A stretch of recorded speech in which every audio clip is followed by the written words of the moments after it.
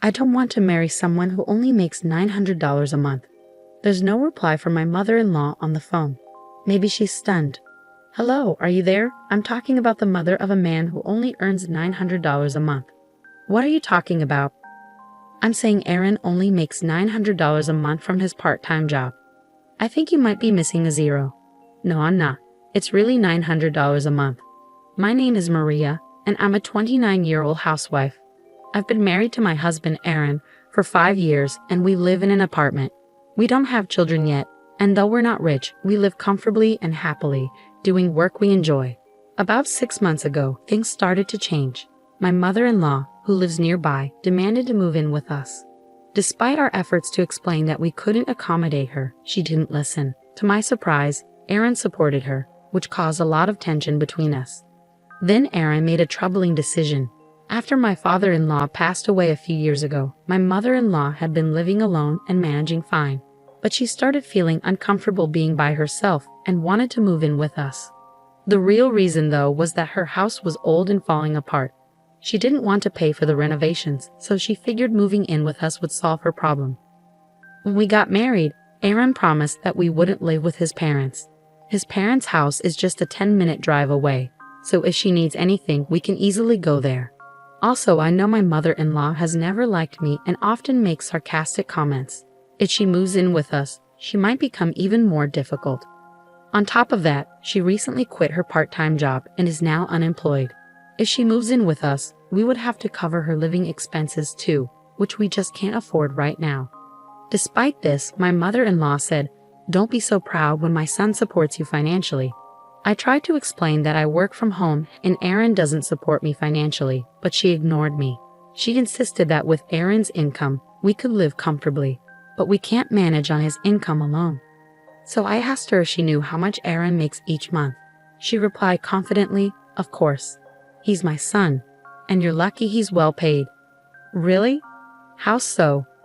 If my husband's salary were really high, then a part-time job working just 3 days a week would pay well too, I said. My mother-in-law, acting superior, offered to handle the housework so I could focus on work. She then criticized me, saying, "You can't manage your finances well even though my son earns so much. Aren't you a big spender?" I responded, "No. I'm working hard every day and saving money. I'm not a spender." She then said, "Aside from money, this apartment is too small for 3 adults." When I mentioned that, she casually asked, "Do you want to move to a bigger place or buy a house?" Aaron, influenced by his mother, started to change his mind. I wondered if he couldn't stand up to her or if he actually wanted to live with her. He began to complain, telling me not to be so stubborn about his mother. He even said something that made me question his true feelings.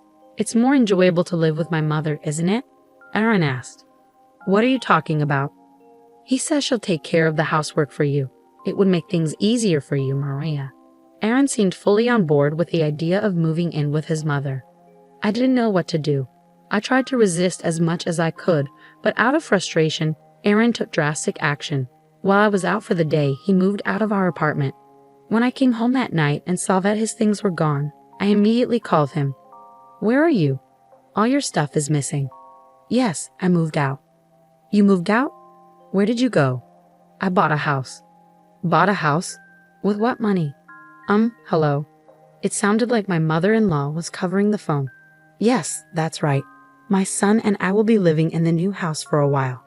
We might move in with you later if you change your mind. You probably can't even afford the rent there on your own. You better be sorry." "Okay, well, excuse me. Hello?" My mother-in-law kept making sarcastic comments, but I felt ridiculous and ended the call quickly. They bought a house? They must be lying. There's no way Aaron and my mother-in-law could afford a house with their finances.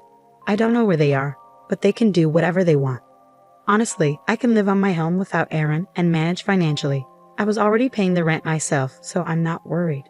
I started seriously thinking about divorce. A few days later, I got a call from my brother. "Hey Maria, long time no talk. You know Aaron and his mother are at my house, right?" "What?" "My brother owns a house. After he bought it, he got transferred, and I've been managing the house since then. Hold on a second." I immediately checked the safe in the bedroom.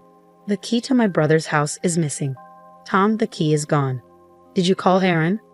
No, I'm actually watching the house from outside. I'm sorry, Tom. It's a long story. I think I have a pretty good idea of what's going on. What should I do? We can call the police right away. Yeah, but they're your family. I don't think the police will intervene. That's true. I'm sorry. I'll handle it in a couple of days. Can I ask you to wait a bit? Okay, let me know if there's anything I can do to help. Thanks. As soon as I got off the phone with my brother, I called my husband. Oh, I hope you're feeling sorry by now. Why is my mother-in-law picking up? Where are you? Oh, you don't sound very sorry, do you? Where are you? I don't mean to tell you anything, my mother-in-law said smugly. You're desperate, aren't you? You don't want to give up your husband with a $9,000 monthly salary, she continued. $9,000 salary? Who were you talking about? Of course it's my son. A son with enough money to buy such a splendid house. Ha ha ha. I couldn't help but burst out laughing. What's so funny? She asked, sounding offended.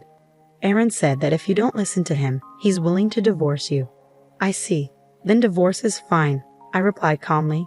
How stubborn are you? If he dumps you, you won't be able to make it on your own, will you? Of course I will, I said confidently.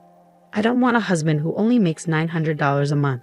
There was no response from my mother-in-law on the other end of the phone. Maybe she was speechless. Hello?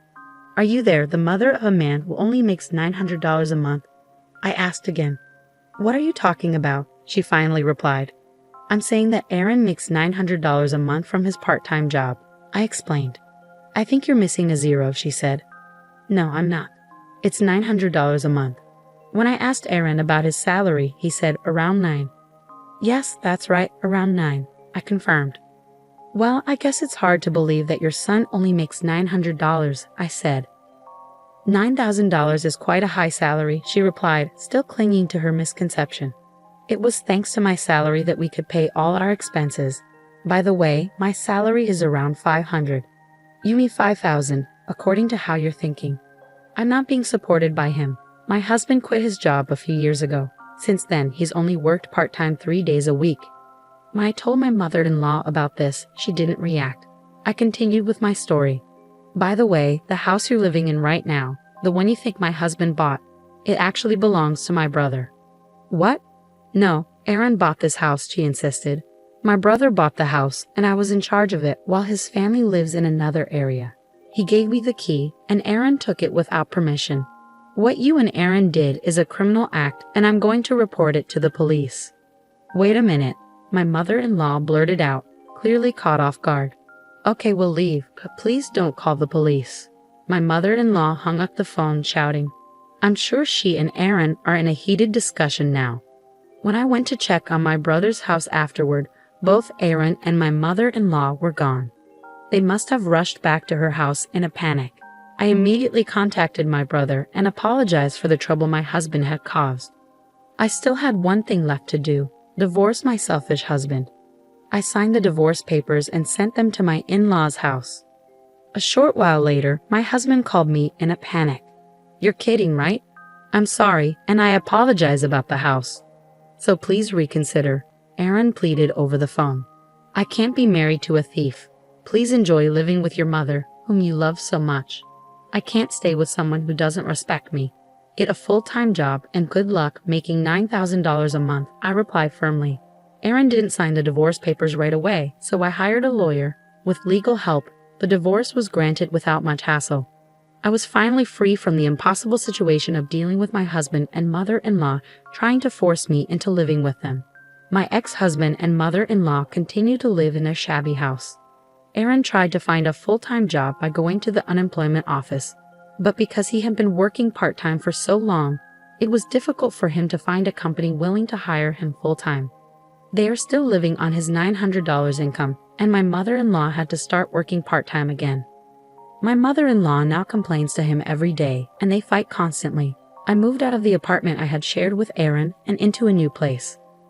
I no longer have to support him financially, and now that I'm on my own, I can focus on my work from home even more than before. My income is steadily increasing, and once I save up enough money, I'm planning to buy a house for myself. Her husband just didn't understand his own situation, did he?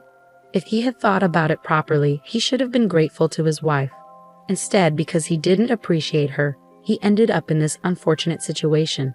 It's a good thing that Maria divorced him. Maria, enjoy your peaceful life from now on. Thank you for watching. Please subscribe to the channel if you enjoyed this video. See you in the next one.